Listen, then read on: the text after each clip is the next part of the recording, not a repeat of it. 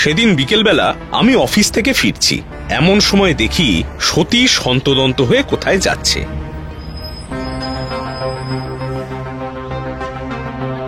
আমি জানতে চাইলে বলল খবরের কাগজে একটা বিজ্ঞাপন দেখে পালঙ্ক কিনতে যাচ্ছে, আমাকেও নাকি ওর সঙ্গে যেতে হবে, ছোটবেলার বন্ধু, তাই না করতে পারলাম না। আরে যাচ্ছি কোথায় বলবি তো? আরে এই রাস্তায় তো কোনো জনমানব নেই। আরে এই তো এসে গেছি মনে হচ্ছে। মা গো, বাপরে বাপ, কি ভয়ঙ্কর গা ছমছমে পরিবেশ। কিন্তু সতীশ, এ তো চীনা পাড়া। আরে চীন দেশীয় ব্যক্তি তো বিজ্ঞাপনটা দিয়েছেন রে। একটি অতি আধুনিক রহস্যজনক চীন দেশীয় খাট অধিক মূল্যদাতাকে বিক্রি করবেন। রহস্যজনক? এই না ভাই, আমার ঠিক ভালো লাগছে না। চল চল, তুই ফিরে চল। দূর, এত দূর এসে ফিরে যাব নাকি? তুই বড্ড ভীতু, চল তো। একটা ঠিকানা দেখে আমাকে প্রায় টানতে টানতে নিয়ে দাঁড় করালো বহু প্রাচীনকালের একটা দাঁত বের করা বাড়ির সামনে।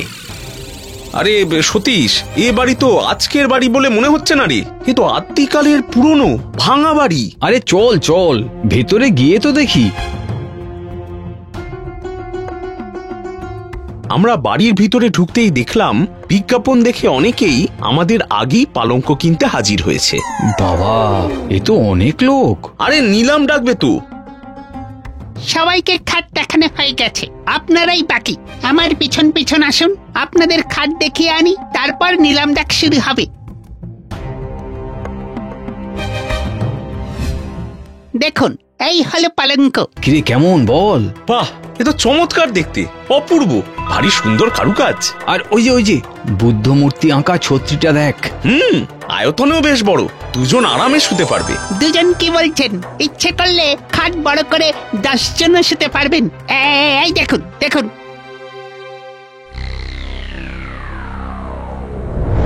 এই নিয়ে নি, কি বলিস? হ্যাঁ, এই সুযোগ হাতছাড়া করিস না। কি পছন্দ হয়েছে? খুব। এবার চলুন বাইরে, নিলাম ডাকা হবে। 1050, 1200, 1300, 1500, 1501, 1502, 1503। বেশ, তাহলে সতীশ বাবু, এখন থেকে এই পালঙ্ক আপনার। খাট পেয়ে খুব খুশি হয় সতীশ। বাড়ি ফিরতে প্রায় রাত 10টা বেজে গেল।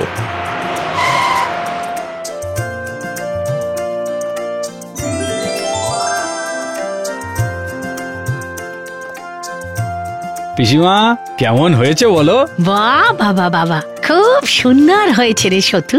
এত কম দামে এমন একটা খাট।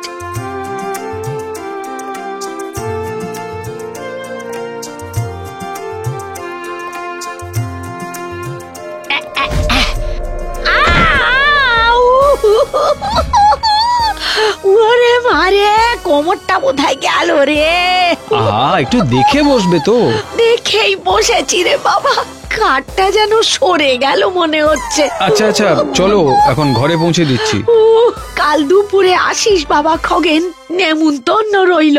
বাটি পোস্ত আর কষা মাংস করব। পারবে? আরে থাক না।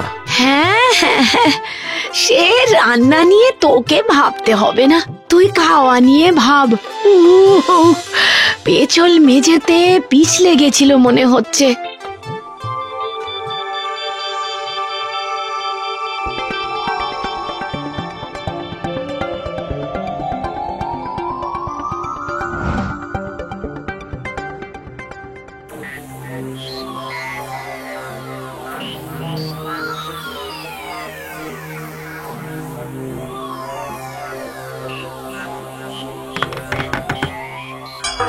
একি খাটটা নড়লো মনে হলো, ভূমিকম্প এত জোরে? দেখি।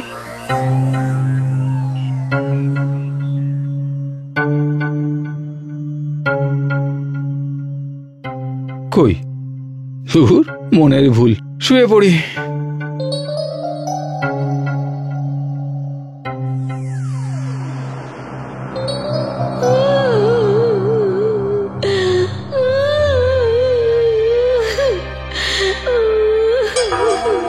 ও মা গো, কিসের আওয়াজ? কে কাঁদে? মহিলার কান্না মনে হচ্ছে। কই কেউ কোথাও নেই তো? না, লাইটটা নেভাবো না, লাইট জ্বালিয়েই রাখবো বাবা।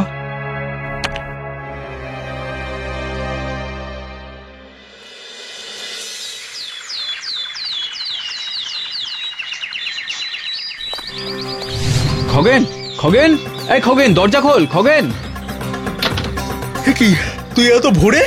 কি অবস্থা তোর? রাতে ঘুমোসনি নাকি? না, তুই আমার বাড়ি চল। এখন? এখন কেন? আরে নিমন্ত্রণ তো দুপুরে। আরে বাবা, তোর আজ আমার বাড়িতে সারাদিন নেমন্তন্ন। হ্যাঁ, সারাদিন, সকাল দুপুর বিকেল রাত 4 বেলা। হঠাৎ? রাতে ওখানে খাওয়া দাওয়া করবি আর তারপর খাট পাহারা দিবি। চোর নাকি অন্য কোনো গন্ডগোল? গন্ডগোল? আরে রহস্যটা কি? আরে চল না, যেতে যেতে বলছি।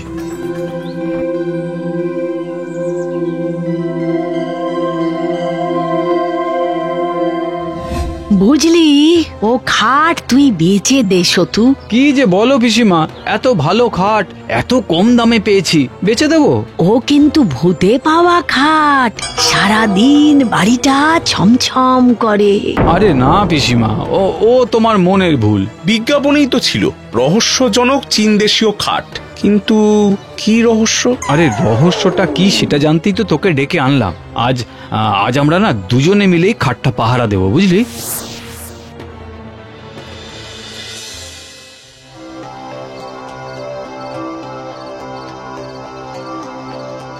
তুই ঘুমো, প্রথম রাতটুকু আমি জাগবো, পরের রাতটুকু তুই, তখন আমি ঘুমোবো, ঠিক আছে? বেশ।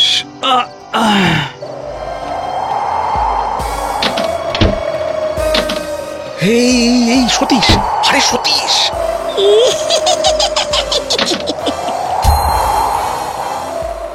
আরে টর্চটা জ্বালা।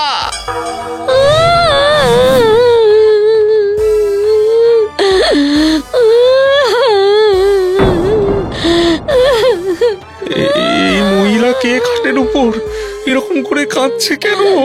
এই এই তুমি কে? হ্যাঁ, কি করে ঘরে ঢুকলে?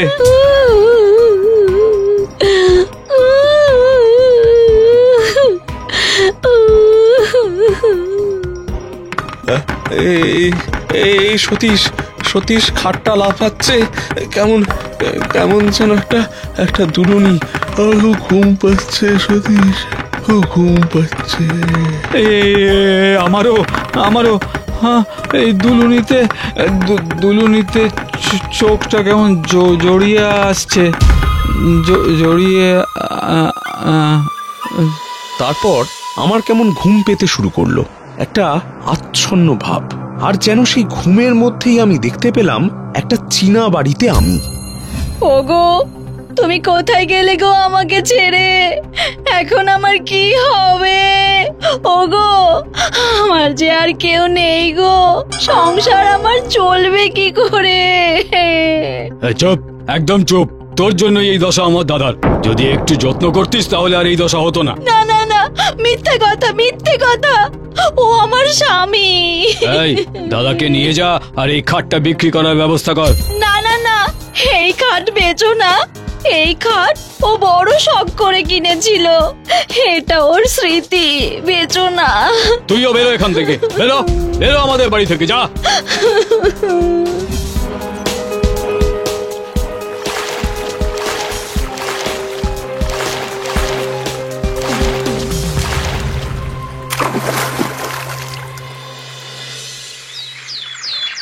সতু, ও বাবা সতু, দরজা খোল বাবা। ও সতীশ বাবু, দরওয়াজা খুলিয়ে, খুলিয়ে দরওয়াজা। আরে ও সতীশ বাবু। ওরে সতু রে, কি হলো তোর? খগেন, বাপ খোল, দরজা খোল বাপ। দরওয়াজা ভাঙতে হবে পিসি, আপনি সরে দাঁড়ান, সরে দাঁড়ান।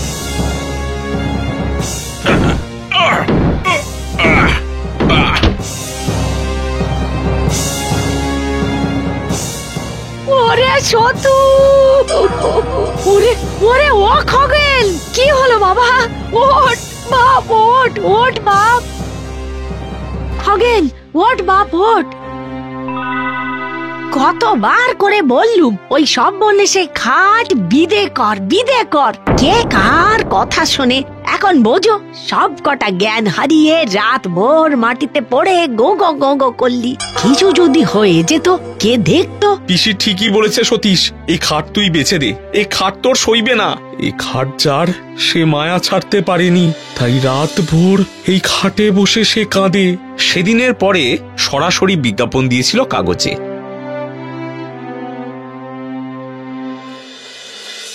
2050, 2500, 3000, 3200, 3201, 3202, 3203। প্রায় ডবলেরও বেশি দামে বিক্রি হয়েছিল সেই রহস্যজনক চীনদেশীয় খাট।